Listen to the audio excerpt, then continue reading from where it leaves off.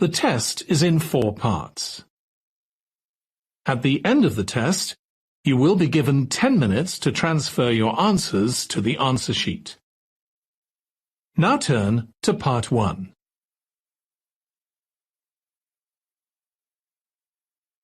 Part 1. You will hear a telephone conversation between a travel agent and a school principal who is organising a school tour for a group of third-year students. First, you have some time to look at questions 1 to 3.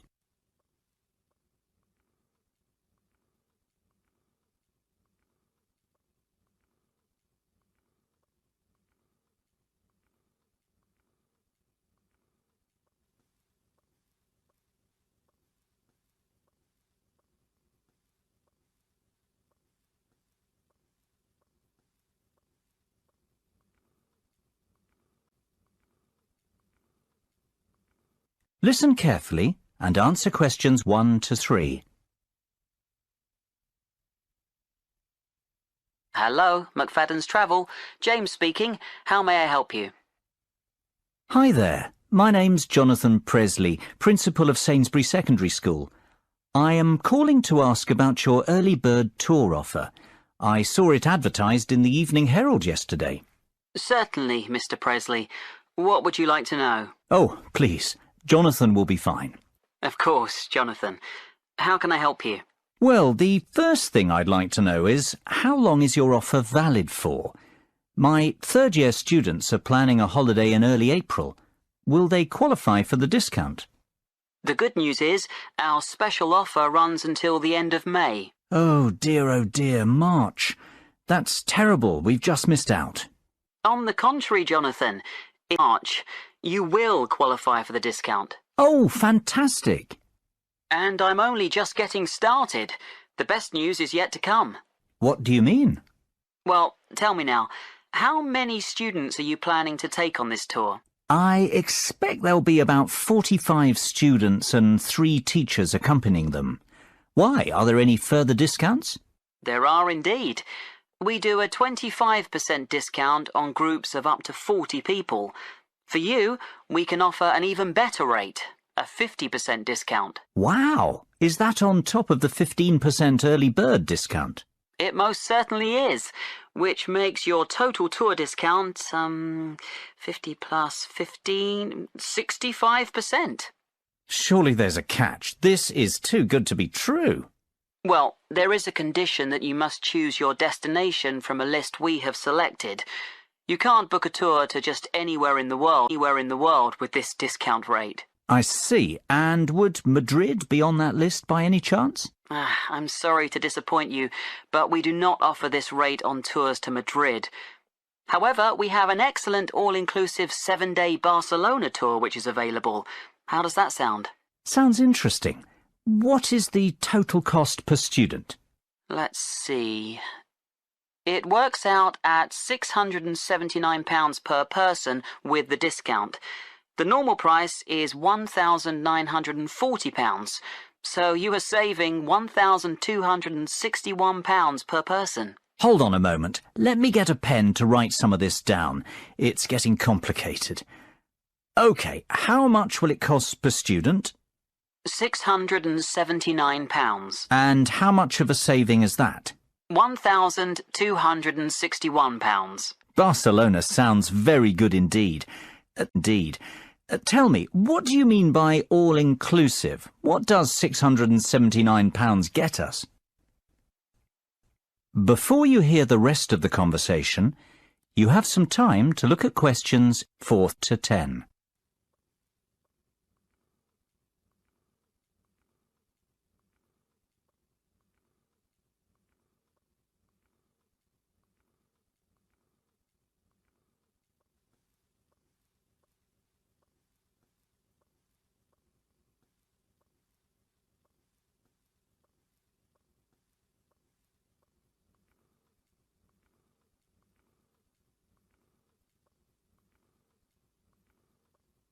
Now listen and answer questions 4 to 10. Well, that price covers flights, 3-star hotel accommodation and extras. James, I must say I'm very glad I called you this morning. This is a fantastic deal. It covers flights, accommodation, and what else? Plus airport taxis, breakfast every morning, a city tour, and theatre tickets. Great. And what about the teachers? The teachers can travel free of charge with the students. Well, I might just go on this tour myself. I've always fancied a trip to Barcelona. But for the children's sake, of course. Of course. Now, let's get to work on the booking. Exactly when were you planning to leave? The 7th of April, if possible. Yes, that's available. And can you confirm the exact number of students, please? It's either 44 or 45. Let me see. Yes, 45. Exactly 45 students. No, sorry. In fact, that's 46, same pile as the rest. So that's the 7th of April and 46 students, correct? Yes, perfect. And 3 teachers. Is there a morning flight? Yes, your flight is at 7 a.m. on Monday the 7th of April. Arrive at the airport 2 hours before departure. The flight will take about 2.5 hours and you'll land at 10:30 a.m. local time. How does that sound? Sounds great. Can I give you my email address to confirm the rest of the details? Of course. It's jonathan.presley@sainsbury.com. That's JONATHAN.PRESLEY@SAINSBURY.com. And we'll pay by credit card if possible. That'll be perfect.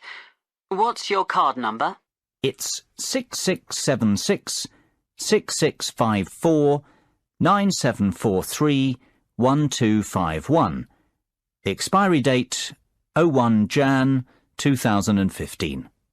And the name on the credit card? That's my own, Jonathan Presley. So £679 times 46 students. I'm going to charge £31,234 to your credit card. That's the total cost. Sounds fine. Great. Well, I think that's all we need for now, Jonathan. It's been a pleasure doing business with you. If you have any questions, please don't hesitate to give me a call. We'll be in touch next week to confirm the booking details. OK, and thank you very much for your help, James. Bye for now. Bye-bye, Jonathan. Speak soon. For your help, James. Bye for now. Bye-bye, Jonathan. Speak soon. That is the end of part 1. You now have 1 minute to check your answers to part 1.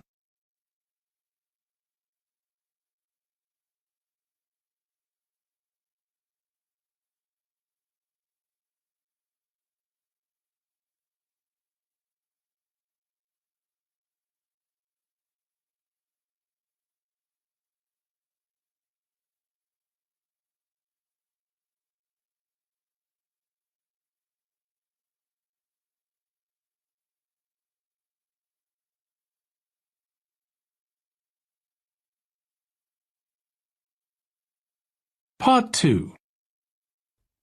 You will hear an extract from a talk about the history of motor racing. First, you will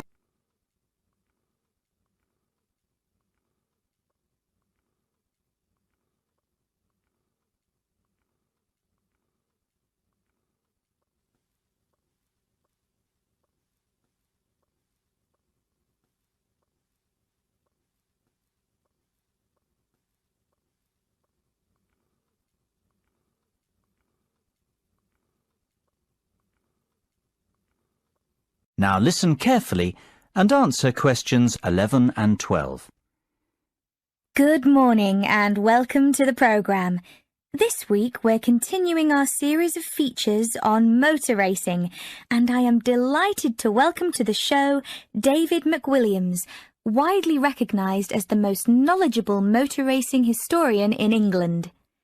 we've invited David in to talk to us about what is probably the most famous and prestigious motor racing championship. That is, of course, Formula One.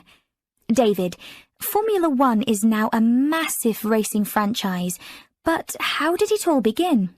Well, Formula One has its roots in the European Grand Prix Motor Racing Championship, which began in the 1920s. After World War II, the Grand Prix was transformed into a new championship format, the one we are familiar with today, Formula One. The formula stands for the rules which all the drivers and manufacturers must respect. The one signifies that this racing championship is regarded as the best in the world. The first World Championship race was held in 1950 at Silverstone in England. It was won by Italian Giuseppe Farina in his Alfa Romeo. Farina narrowly beat his teammate Juan Manuel Fangio of Argentina to the title, yet it was Fangio who would go on to dominate the sport for winning 5 World Championships. As the years went by, the sport became a global phenomenon and grew from strength to strength, becoming the biggest commercial sport on the planet. Before you hear the rest of the conversation, you have some time to look at questions 13 to 20.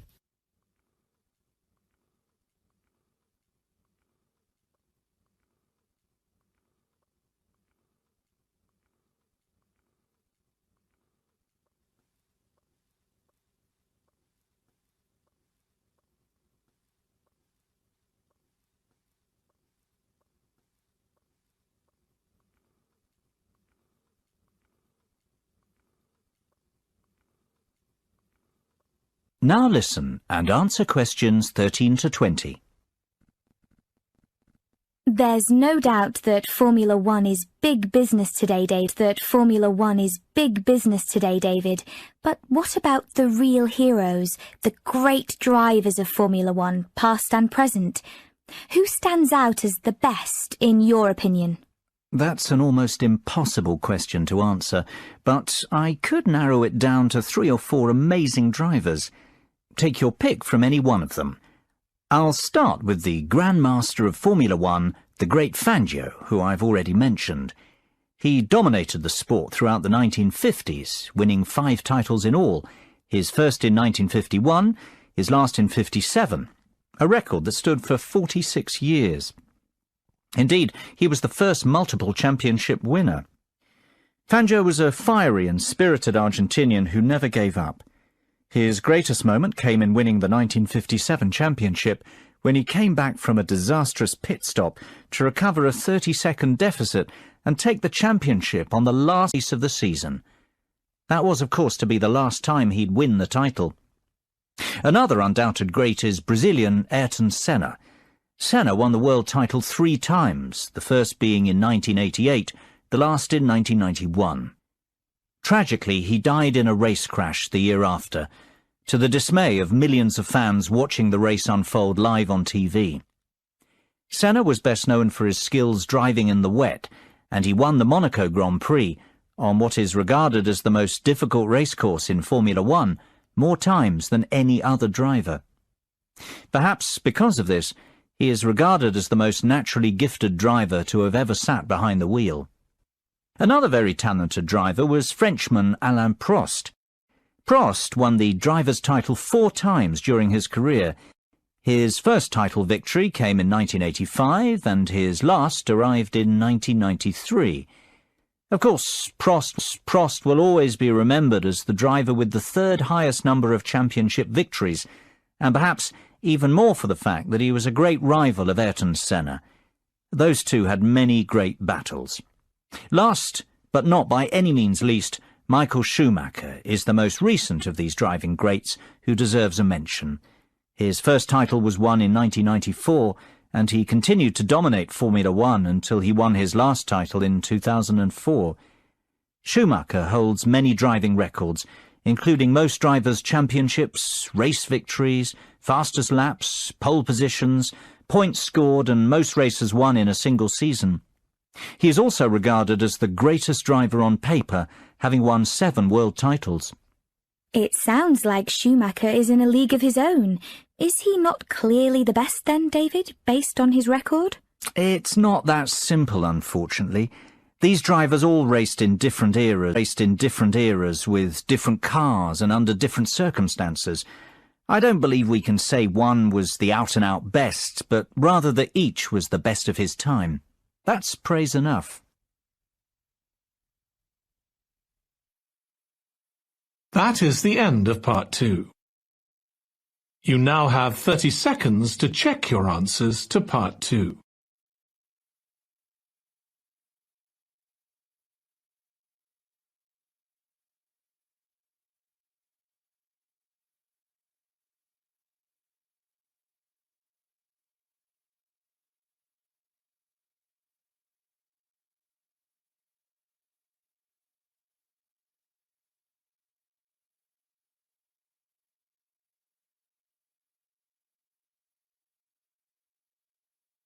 Part 3.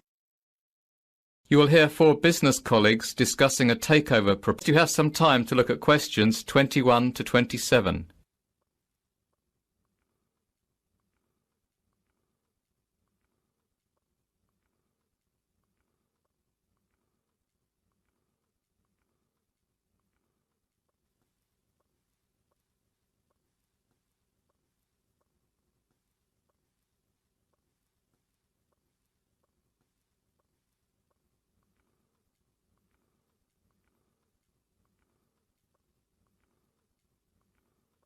Now listen carefully and answer questions 21 to 27.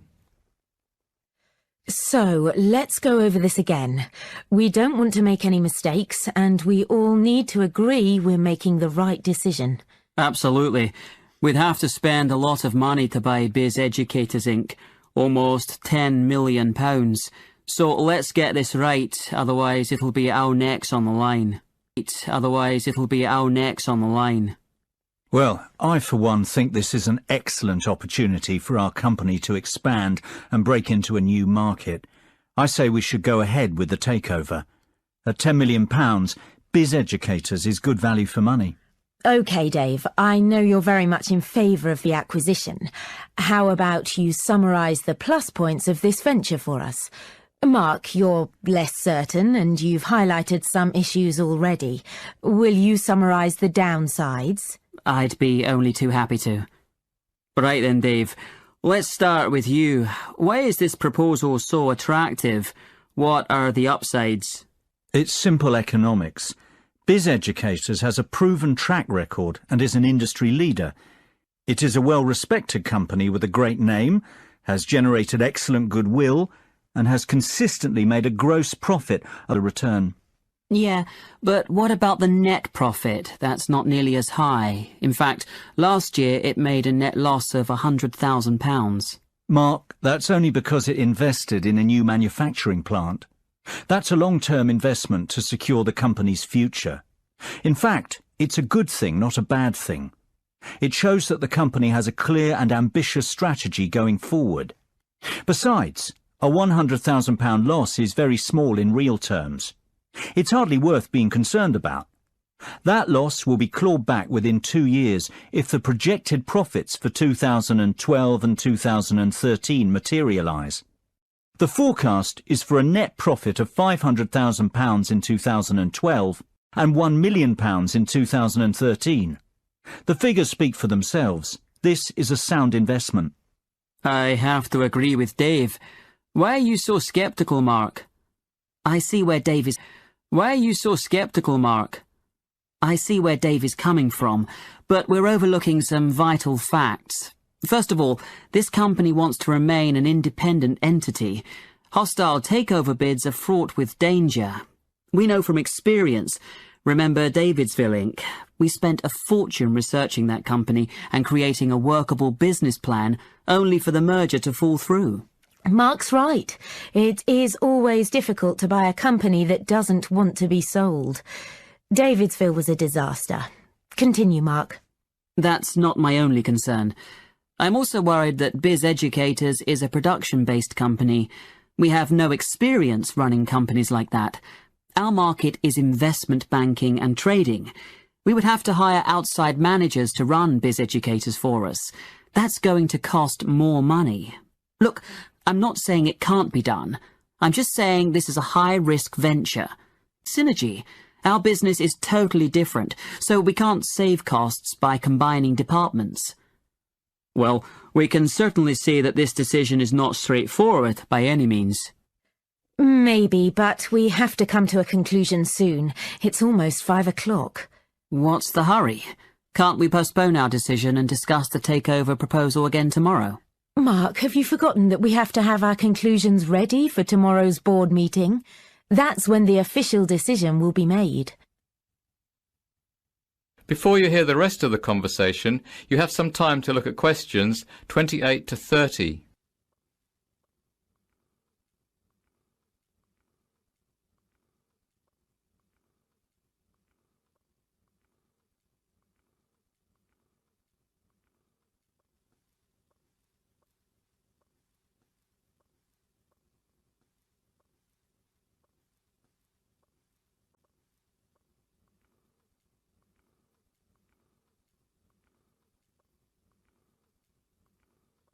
Now listen and answer questions 28 to 30.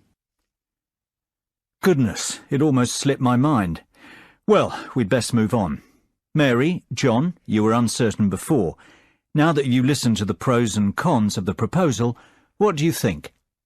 I think it's a great opportunity for our business. Biz Educators is definitely profitable, and it is a business on the up. It's growing and is a very attractive takeover proposition for that reason. No one doubts that it's a very successful business, but the question is, should we invest? I say we should, provided we can guarantee the following. First of all, I would like assurances that the management of Biz Educators won't oppose us outright. That would make the bid too difficult.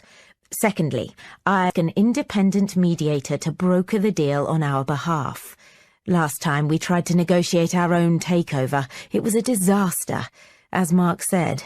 I agree, Mary. I'd also like us to carry out another audit of the company's books. In fairness, John, I don't think that's necessary. We've done a thorough audit already. It'll just cost more money. We must keep the deal secret until it goes through, though. If this gets leaked to the press, Biz Educators won't be happy. That will make the management even more hostile towards us. Good point, agreed. I don't think we need to be concerned about projected profit margins, goodwill or accounting issues. Biz Educators has kept very up-to-date account books. Great. Then we're all agreed. The takeover should go ahead provided we proceed cautiously. That is the end of part 3. That is the end of part 3. You now have 30 seconds to check your answers to part 3.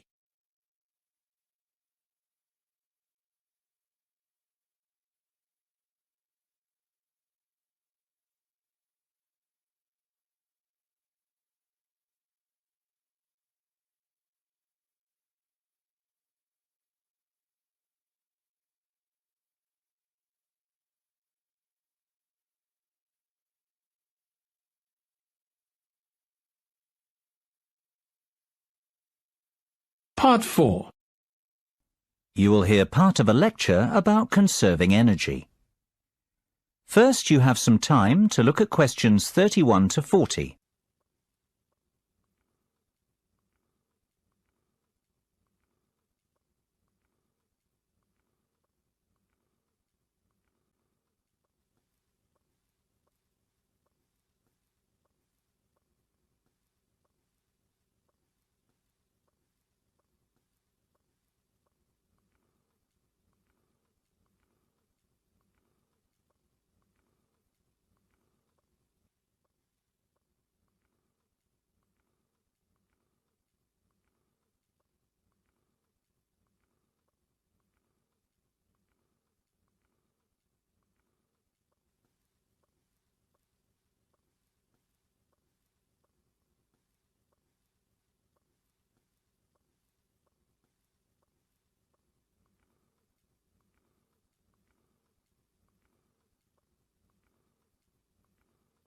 Now listen carefully and answer questions 31 to 40. I'd like you to give a warm welcome to our guest speaker today, Dr. Sophia Martin. Dr. Martin is an expert in energy conservation, and she's going to talk to us about ways we can conserve energy in the home. This is a very important subject, as the world we live in is facing dramatic and potentially destructive climate change as a result of our excessive wastefulness and aggressive exploitation of natural resources. Thank you for the kind words, Alice. You are quite right. We face an unprecedented climate crisis, and it is up to each and every one of us to do our bit to help stop global warming. Believe it or not, if we all took some simple steps, we could dramatically reduce our carbon footprint and help protect the environment. It is not a cliché. It is not silly nonsense talk. One person really can make a difference, and I hope that after my speech today, you will understand how. But footprint. Basically, it's how much you pollute the environment as an individual, or rather what volume of greenhouse gas is emitted into the atmosphere because of your day-to-day activities. The key to stopping global warming is for each of us to reduce our carbon footprint. And if we conserve energy in the home, we can achieve some truly dramatic results. Our homes are actually very inefficient from an energy conservation perspective. Indeed, more than 65% of all homes aren't insulated enough. This means that they lose heat, and that homeowners waste a lot of energy, not to mention money, on heating during winter. So, the first step is to fit adequate insulation in the attic and outer walls of your home. This can reduce your heating bills by as much as 25%. What's more, the government offers grants to people. Who want to have their homes re-insulated. So it isn't a very expensive process, and you will probably recoup your investment within a couple of years. I would encourage everyone to consider this course of action. Both your wallet and the environment will thank you. Believe it or not, there are even simpler things we can do. For a start, never paint your interior walls in dark colours. Dark colours absorb heat. Therefore, you will waste more energy trying to keep your home warm. Always use light colours on interior walls. Did you know a dishwasher that is 50% full uses almost the same energy as one that is 90% full? The moral of the story is to wait until your dishwasher is packed before switching it on. It'll save you and the environment. The same is true of most household appliances, so try to use them only when necessary. Another startling fact is that replacing just one normal light bulb with an energy-efficient light bulb will save you £25 over the lifetime of the bulb. Now, just imagine the savings if you replaced all the bulbs in your house. Having large windows seems to be in fashion right now, yet it makes no sense whatsoever from an energy-saving perspective. Windows are one of the biggest causes of heat loss. If you have large windows at home, my advice would be to close the curtains and blinds as often as possible. This will help your rooms retain heat. Another simple way to retain heat is to close all inside doors, especially ones which lead into cooler parts of the house.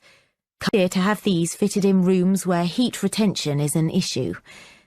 I would strongly advise people to consider erecting solar panels on their roofs. You don't need to live in a constantly sunny place to reap the benefits of these. Even our English weather will suffice. Solar panels can generate enough energy to heat your entire hot water supply, which is fantastic when you think how much you pay for this service at the moment. And of course, I would encourage people to continue recycling and composting waste. The next generation will thank us if we act now, and rightfully condemn us for failing to. Well, I can only hope you have found this speech informative and that I have highlighted the importance of the individual to the cause of environmental protection. Thank you for your attention. I'll hand you back to Alice now. That is the end of Part 4. You now have 1 minute to check your answers to Part 4.